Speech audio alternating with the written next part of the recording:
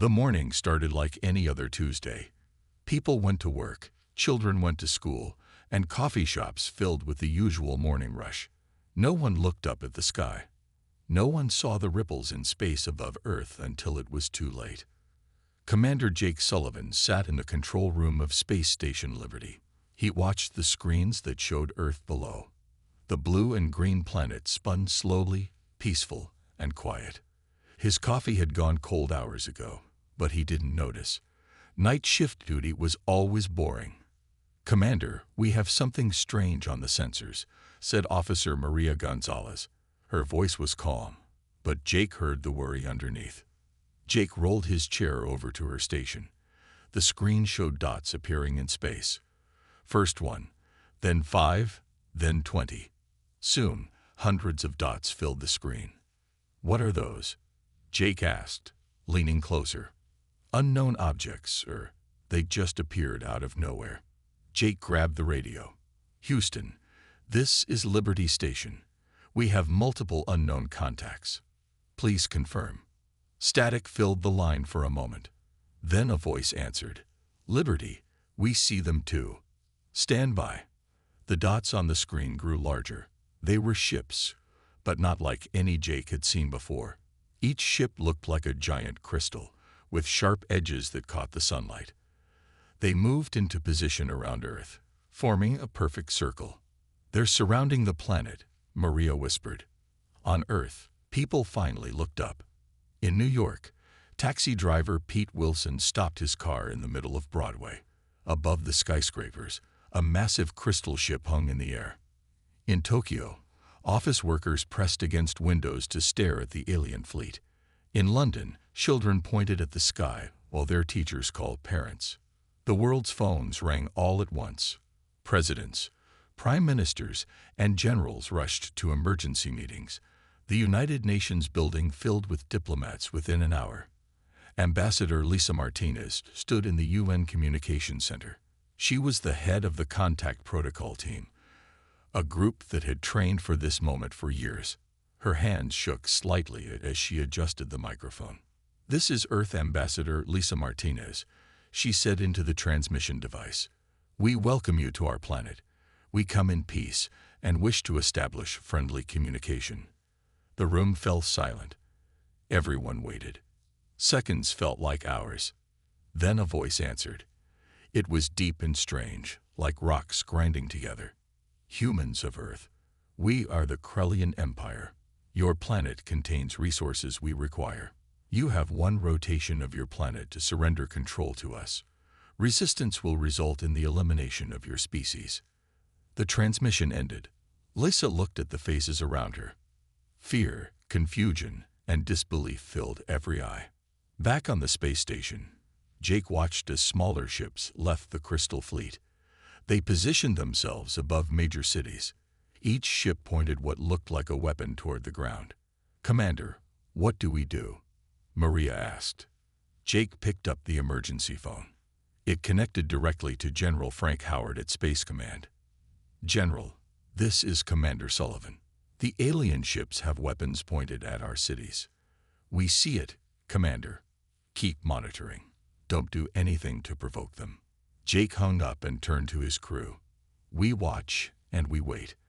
That's all we can do now." Around the world, the news spread fast. TV stations broke into regular programming. Social media exploded with photos and videos of the crystal ships. Some people ran to stores to buy supplies. Others sat with their families, holding each other close. Many prayed. In Washington, President Ellen Taylor met with her advisors. Military leaders showed satellite images of the alien fleet. Scientists shared what little they knew about the ship's technology. Everyone had questions, but no one had answers. "How long do we have?" the president asked. They said 1 rotation. "That's 24 hours, Madam President," answered Secretary of Defense John Roberts. "Can we fight them?" The room went quiet. General Patricia Adams spoke first. "We don't know their capabilities. Our weapons might be useless against them. Or they might work," added Admiral Ray Cooper. "We won't know unless we try." The president stood and looked out the window. The Washington Monument pointed at a sky that now held an alien ship. We have 24 hours to decide the fate of humanity. Let's not waste a single minute. General Frank Howard looked at the faces around the war room table. Leaders from every major country were there, some in person, others on screens. The clock on the wall showed they had 20 hours left. We need to understand what they want, said President Taylor. Ambassador Martinez, can you try talking to them again? Lisa Martinez nodded and moved to the communication console. She pressed the transmit button. Krellian Empire, this is Earth. We wish to discuss your demands. What resources do you need?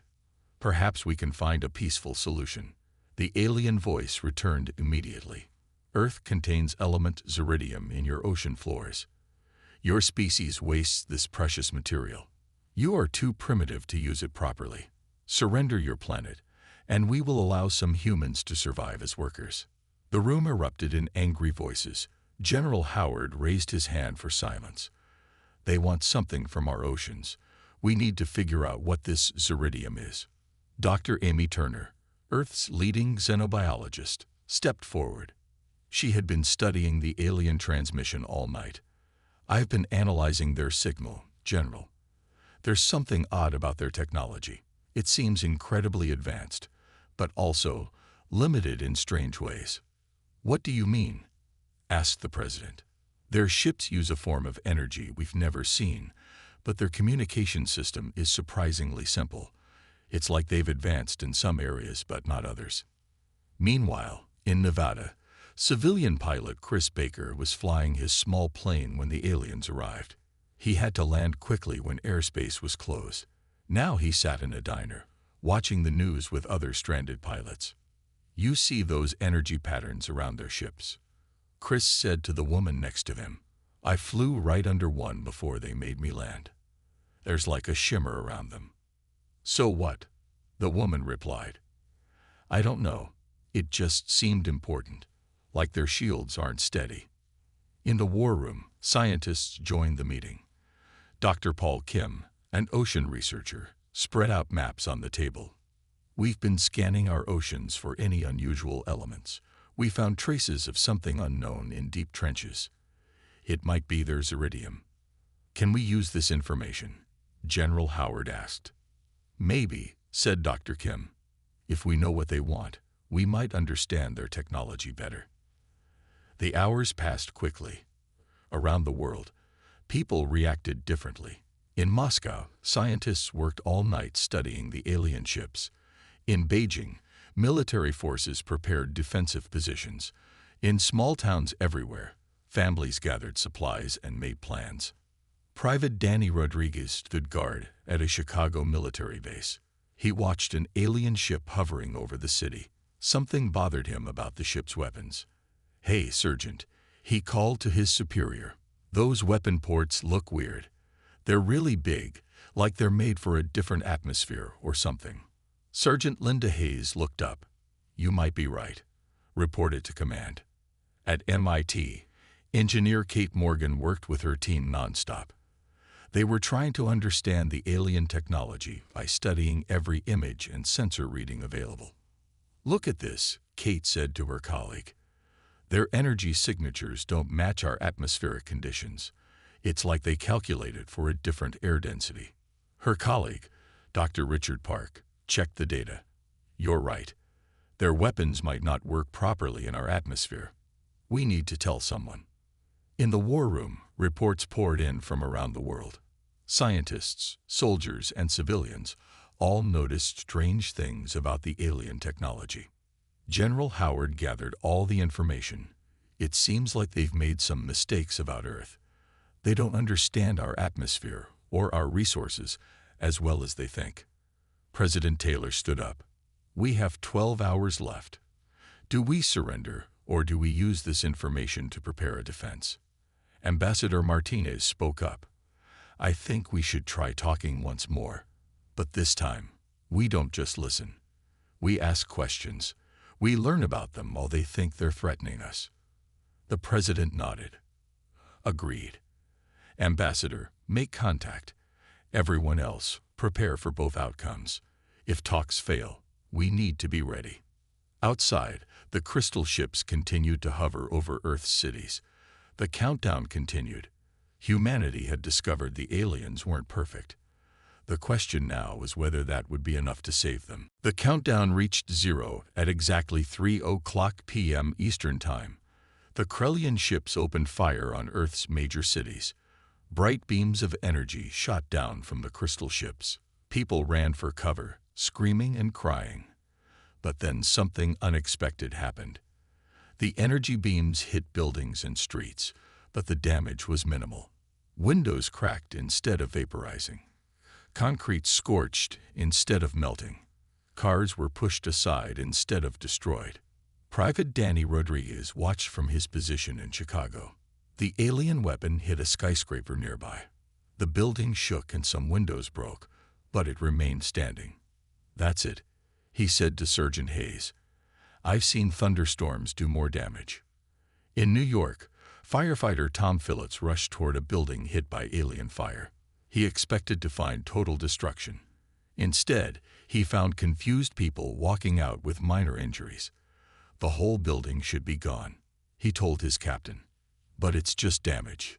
The war room erupted with incoming reports. General Howard read message after message. London reports minimal damage. Tokyo says the same. Moscow confirms the weapons are far less effective than expected. Dr. Amy Turner jumped up from her computer. "I knew it. Their weapons are calibrated for a different atmospheric density. Our air is interfering with their energy beams." President Taylor turned to the military leaders. "Can we fight back now?" "Yes, Madam President," said General Howard, "but we need to be smart about it." Around the world, military forces prepared to respond. Fighter jets took off from bases. Ships moved into position. Missile systems came online. At MIT, Kate Morgan and her team made another discovery. "The alien shields fluctuate in a pattern," she announced. "Every 47 seconds, there's a weak point." She called the military directly. "Hit them exactly when their shields dip. You'll have a 3-second window." Captain Bill Foster led the first squadron of modified F-35 fighters. They had been equipped with electromagnetic pulse weapons. "Remember, wait for the shield fluctuation," he told his pilots. "We only get one shot at this." The fighters approached a Krellian ship over Washington, D.C. They counted down the seconds. At exactly the right moment, they fired. The electromagnetic pulses hit the alien ship during its shield weakness. Sparks flew from the crystal surface. The ship wobbled in the air. "It worked," Foster shouted. "Their shields are vulnerable." On the space station, Commander Jake Sullivan watched the battle begin. Earth's forces were fighting back, and the aliens seemed surprised. Their ships moved erratically, as if confused by the human response. In Los Angeles, scientist Carl Washington worked at a radio telescope facility. He noticed something about the alien communications. "Their signals are on a frequency that our radio towers interfere with," he told his team. "If we broadcast static on their frequency, we might jam their communications." Within minutes, radio stations across Earth began broadcasting interference on the alien frequency. The Krellian ships started having trouble coordinating their attacks. Meanwhile, hacker Sam Peters sat in his basement in Seattle. He had been trying to break into the alien network since they arrived. Suddenly, his screen filled with alien code. "I'm in," he shouted to his online team. "Their security is weird. It's advanced, but has basic flaws." Sam and his team began exploring the alien systems. They found navigation data, weapon controls, and ship diagnostics. "Look at this," Sam said. "Their ships are running on automatic systems. They don't have many actual pilots." In orbit, more human ships joined the fight. The International Space Station fired its experimental laser at a passing Krellian vessel. Nuclear submarines launched missiles from the oceans. Ground-based artillery opened fire on low-flying alien craft. The Krellians had expected an easy victory against primitive humans. Instead, they faced a species that adapted quickly and found creative solutions. Their perfect invasion plan was falling apart. Ambassador Lisa Martinez tried contacting the aliens again. Krellian Empire, this is Earth. Your weapons are not working as you planned. We offer you a chance to withdraw peacefully. The alien response came quickly, but this time the voice sounded different, less confident. This is impossible. You are primitive beings. How are you resisting? General Howard smiled grimly. They thought we were helpless. They're learning how wrong they were. The battle for Earth had truly begun, and humanity was showing the universe what happens when you corner the human race. The sky over Earth became a battlefield. Human fighter jets danced between crystal ships, firing missiles and electromagnetic pulses. The aliens fought back, but their confusion was clear. They had never faced resistance like this before. Captain Bill Foster led his squadron in another attack run. Blue team, target the ship over Paris. Red team, hit the one over Berlin. Remember the timing. The fighters split into groups and dove toward their targets. They fired their weapons at the exact moment the alien shields weakened. More crystal ships sparked and shuddered. 2 smaller vessels crashed into the ocean. Back in the war room, General Howard coordinated the global defense. The Russians report 3 alien ships down. Japan has damaged 5. The Australians just took out their first one. President Taylor watched the battle reports with growing hope.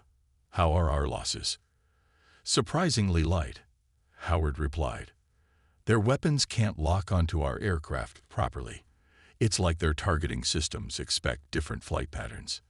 In Houston, scientist Carl Washington's radio interference plan was working perfectly. The alien ships struggled to communicate with each other. Some fired at empty air. Others bumped into their own vessels. Increase the signal strength, Carl ordered his team. Let's make sure they can't talk to each other at all. Meanwhile, Sam Peters and his hacker team had made a major breakthrough. Deep inside the alien computer network, they found something incredible. Guys, look at this, Sam said. Their ships are controlled by a central AI system. If we can upload a virus to the main control ship, we might be able to shut down their entire fleet. His team worked quickly to create the virus. They used simple Earth computer tricks that the advanced alien systems had no defense against. On the ground, military forces discovered more alien weaknesses. Tank Commander Gloria Wells noticed that the alien ground weapons overheated quickly in Earth's atmosphere. Keep them firing, she told her unit. Their guns can't handle sustained use in our air. In the Pacific Ocean, submarine Captain Roy Harper launched another spread of torpedoes. The underwater weapons confused the alien tracking systems. They're not used to attacks from below the surface, he reported. Their ships don't have proper underwater sensors. The battle raged for hours. Humanity threw everything it had at the invaders: nuclear weapons, conventional missiles, electromagnetic pulses, and cyber attacks. The aliens, despite their advanced technology, struggled to adapt to human unpredictability. Lieutenant Emma Davis led a Marine unit that captured a crashed alien scout ship. Inside, they found something shocking. "Sir, you need to see this," she radioed to command.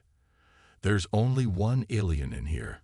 The rest is all automated systems." Scientists quickly examined the captured ship. Dr. Amy Turner made an important discovery. Their species relies too heavily on artificial intelligence and automation.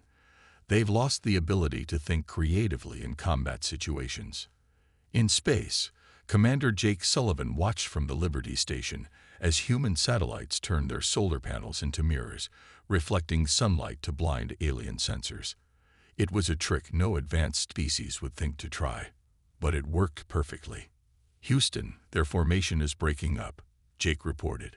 "They're pulling back from low orbit." The tide was turning. News channels around the world showed footage of alien ships retreating or falling from the sky. People cheered in the streets. Children waved flags. The impossible was happening. Earth was winning. But the main Krellian command ship still hovered over the Atlantic Ocean. It was bigger than all the others, a massive crystal fortress that hadn't joined the battle yet. Ambassador Lisa Martinez made another attempt at communication. Krellian Commander, your invasion has failed. We offer you the chance to leave peacefully. There has been enough destruction. This time, a different alien voice responded. It sounded younger, less certain. This was not supposed to happen. Our calculations showed your species was too primitive to resist. General Howard leaned toward the microphone. You calculated wrong. Humans don't give up. We adapt. We find ways to win. That's what makes us dangerous.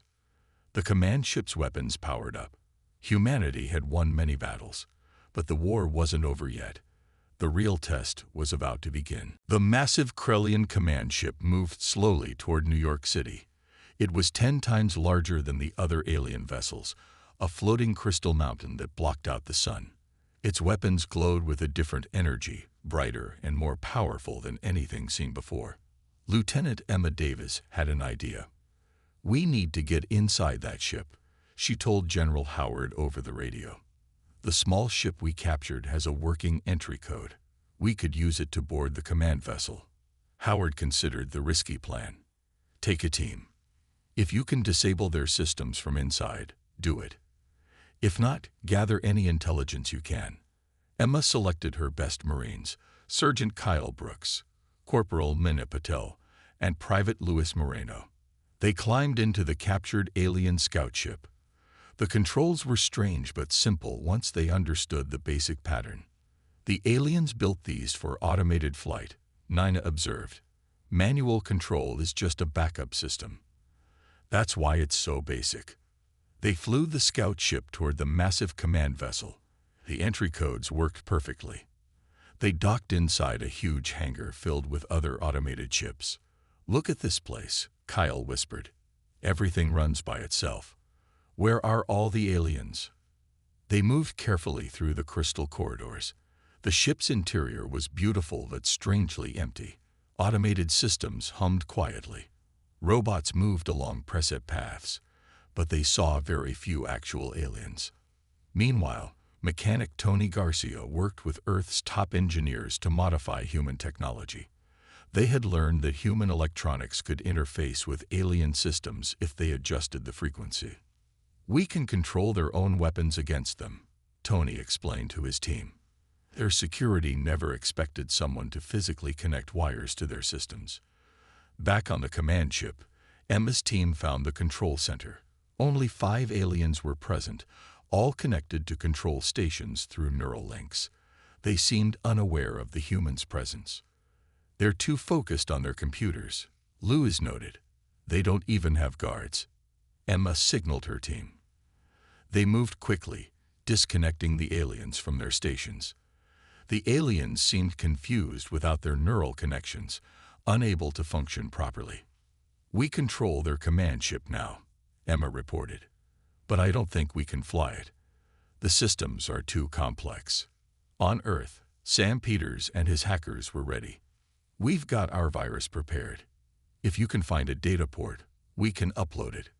Nina found an access point and connected a modified tablet. The virus uploaded quickly, spreading through the alien network. Suddenly, crystal ships all over Earth began to malfunction. Some spun in circles. Others simply shut down and fell slowly to the ground. In the war room, cheers erupted as reports came in. Their fleet is disabled, shouted a communications officer. The virus worked. But the celebration was short-lived. Deep in the command ship, an emergency system activated. A different alien voice spoke through the communication system, younger, clearer, and speaking better English. Humans of Earth, please stop. I am Krellian Science Officer Zix-7, but you may call me Alex. Many of us never wanted this war. Our leaders are wrong. We need your help. Ambassador Lisa Martinez responded immediately. This is Earth Ambassador Martinez. Explain yourself. Our species is dying, Alex continued.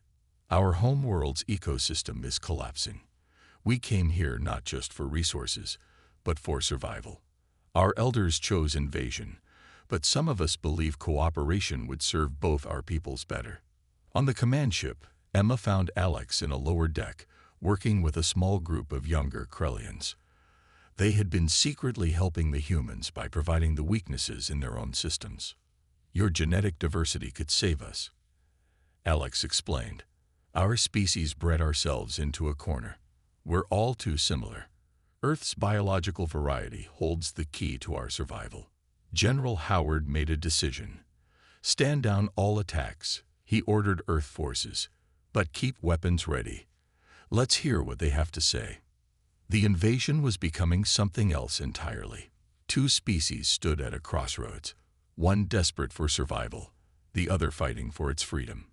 The next few hours would determine if they would remain enemies or become unlikely allies. The war room fell silent as Alex's words sank in.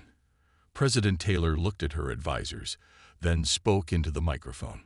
If your species needs help, why did you attack us? Alex's voice carried sadness. Our elders fear showing weakness. They believe only the strong survive. But younger Krellians like myself studied Earth's history. We learned that your species succeeds through cooperation, not just conquest. General Howard remained cautious. How do we know this isn't a trick? I will share our medical data, Alex replied. You'll see the truth about our genetic crisis. Within minutes, Earth's computers received files showing the Krellian medical crisis. Dr. Helen Park, a leading geneticist, studied the data with growing amazement. It's true, she announced. Their entire species shares 99.9% identical DNA. They've lost genetic diversity through centuries of selective breeding. Their immune systems are failing. They'll be extinct within 50 Earth years. Meanwhile, resistance leader Nancy White had organized civilian defense groups across the globe. She contacted the government with an idea. If we're going to help them, we need guarantees. No more weapons pointed at our cities. Ambassador Lisa Martinez began negotiations. Alex, we're willing to discuss helping your people. But first, all Krellian weapons must power down. No exceptions. Agreed. Alex responded. Around the world, the remaining crystal ships turned off their weapons. Their shields lowered. It was a gesture of trust that surprised everyone. On the command ship, Emma Davis worked with Alex to free the elder Krellians from their neural connections. Without the computer links, they seemed lost and confused. They've depended on machines too long, Alex explained. They've forgotten how to think independently. That's why you couldn't beat us, Emma realized. Humans are messy and unpredictable. Your computers couldn't calculate our chaos. Dr. Amy Turner joined Dr. Helen Park in analyzing how human genetics could help the Krellians. Our genetic diversity developed over millions of years, Amy explained. We have genes from ancient human species like Neanderthals and Denisovans. This variety makes us adaptable. Can we create a treatment? President Taylor asked. Yes, but it will take time, Helen answered. We need to map their genome completely and find compatible genetic sequences. It's like solving the universe's most complex puzzle. Diplomat George Campbell arrived at the United Nations to establish formal contact protocols. Representatives from every nation gathered to decide humanity's response. This is unprecedented, Campbell told the assembly. We're not just ending a war. We're deciding whether to save another species. Some leaders argued against helping the aliens. They tried to destroy us, said one president. Why should we save them?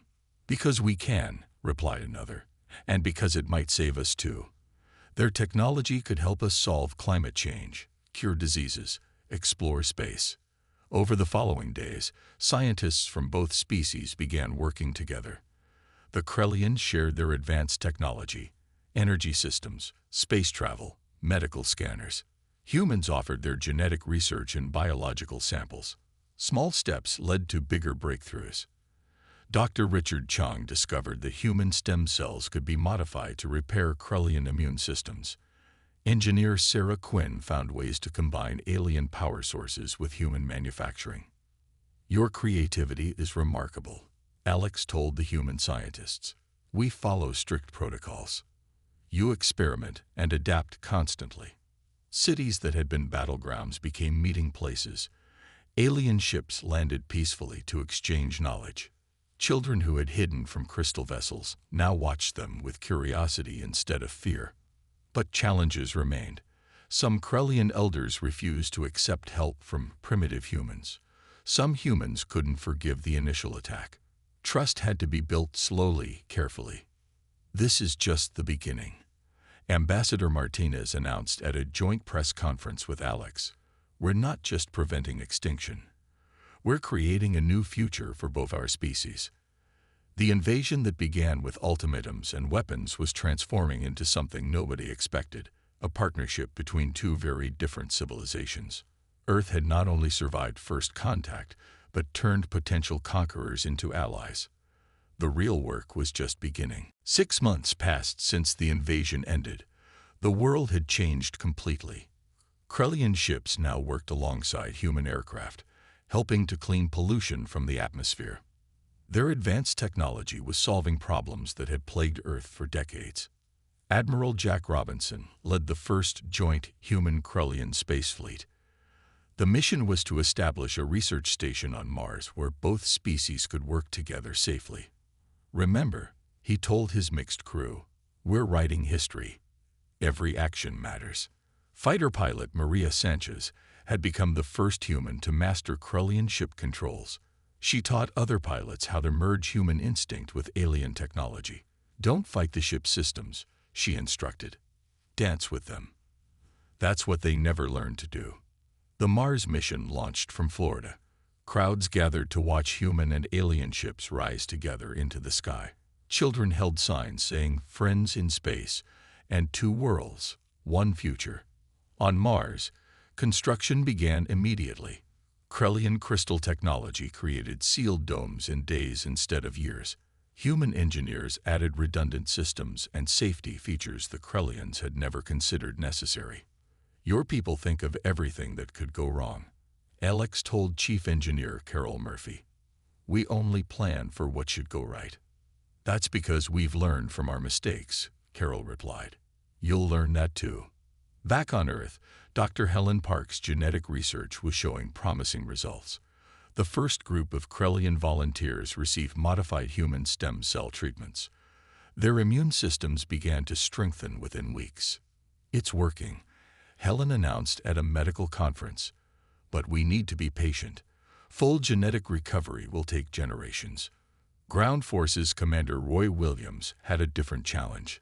He was training the first mixed-species defense force. Humans brought creativity and adaptability. Krellians brought discipline and technical knowledge. "Together, we're unstoppable," Roy told his troops after a successful exercise. "They know the science. We know the art of war." Not everyone supported the alliance. A group of Krellian elders, led by Commander Vex 9, attempted to seize control of their command ship. They believed accepting human help was a sign of weakness. "We are the superior species," Vex 9 broadcast to his followers. "We should take what we need, not beg for help." But younger Krellians, inspired by Alex, stood with their human allies. When Vex 9 tried to reactivate the ship's weapons, his own people stopped him. "The age of conquest is over," Alex declared. "We survive through cooperation now." Meanwhile, Earth's oceans were being cleaned using Krellian extraction technology. They removed pollution while carefully harvesting small amounts of xeridium. The rare element powered their ships and could now benefit both species. Marine biologist Dr. Janet Foster worked with Krellian scientists to protect ocean ecosystems. "They're learning to value life for itself," she reported, "not just as a resource." The Mars colony grew rapidly. Scientists made breakthrough discoveries daily. They found ways to grow food in Martian soil using combined technologies.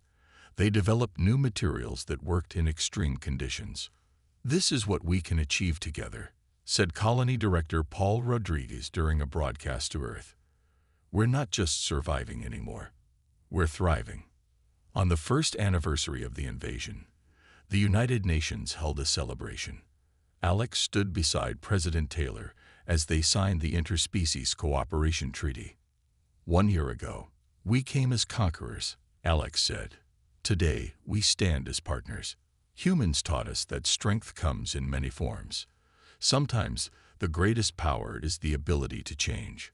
Fighter pilot Bill Foster, now commander of the Orbital Defense Network, watched the ceremony from space. Human and Krellian ships patrolled together, protecting their shared home. "Navigation. Set course for Jupiter," he ordered. "We have a new mining station to inspect." "Course laid in, Commander," replied his Krellian navigator. "Estimated arrival in 6 hours." Foster smiled. A year ago, they were enemies. Now they explored the solar system as partners. The invasion had ended, but the adventure was just beginning. Humanity hadn't just survived first contact. They had turned it into the greatest opportunity in history. 5 years had passed since the day the crystal ships first appeared in Earth's sky. The world was unrecognizable from that frightening Tuesday morning. Cities now gleamed with hybrid architecture, human concrete and steel mixed with Krellian crystal technology. The air was cleaner, the oceans healthier, and humanity had spread across the solar system. Dr. Susan Lee stood before the Interstellar Council, a new governing body with representatives from both species. Her research team had made the breakthrough everyone had been waiting for. "The genetic therapy is complete," she announced. "Krellian children born this year show full immune system function. Your species will survive." Alex, now Earth's first Krellian ambassador, bowed deeply. "You have given us a future. We will never forget this gift." But Susan shook her head. "You gave us the stars. I think we're even." The Mars colony had grown into a thriving city of 50,000 humans and Krellians. Jupiter's moons hosted mining operations. Saturn's rings provided ice for water processing. Venus was being slowly terraformed using combined technologies. Commander Jake Sullivan, promoted to Director of Solar Operations, looked out from Titan Base. "Remember when we thought we were alone in the universe?" he asked his mixed-species crew. "Now look at us." On Earth, children grew up thinking it was normal to have Krellian classmates. Young humans learned about crystal technology, while young Krellians discovered the joy of creative arts and music, things their structured society have forgotten. Teacher Mary Chen watched her mixed kindergarten class finger painting. Human and Krellian children laughed together, their artwork a colorful blend of both cultures. "They'll never know a world divided by species," she thought happily. The anniversary celebration was held simultaneously on Earth, Mars, and the Moon. President Taylor, now in her second term, spoke to billions across the solar system. 5 years ago, humanity faced extinction. We were stunned not by our weakness, but by discovering our greatest strength, our ability to turn enemies into friends, to find hope in desperate situations, to adapt and overcome any challenge. Ambassador Paul Green had spent years establishing the Galactic Communication Network. Earth had made contact with 12 other species, all watching to see how the human-Krellian alliance would develop. "You've become the example for the galaxy," a message from the Centauri collective read. "Two species that chose cooperation over conflict. We wish to join your alliance." The original invasion fleet had been converted into exploration vessels. The massive command ship, renamed Unity, served as humanity's first interstellar embassy. Captain Bill Foster commanded its first mission beyond the solar system. "All stations ready?" he asked his bridge crew. "Navigation ready," replied Krellian officers X-12. "Engineering ready," said Human Chief Tony Garcia. "Communications ready," added Specialist Nana Patel. "Engage hyperdrive," Foster ordered. The ship jumped into hyperspace, carrying representatives of both species to meet the Centauri. Back on Earth, Sam Peters ran the Interspecies Technology Institute. His team of hackers had become legitimate computer scientists, creating new programming languages that merged human creativity with Krellian precision. "Our AI systems now dream," Sam explained to visitors. "They imagine possibilities instead of just calculating probabilities. That's what happens when you combine our approaches." In the Pacific Ocean, where the first battle had raged, a memorial floated on the waves. It honored those lost on both sides and celebrated the peace that followed. Every year, pilots from both species flew in formation overhead. Dr. Amy Turner, now head of Xenobiology Studies, published her final report on the invasion. "The Krellians didn't underestimate our technology," she wrote. "They underestimated our spirit.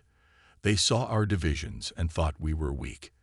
They didn't understand that humanity unites when threatened. We don't just survive.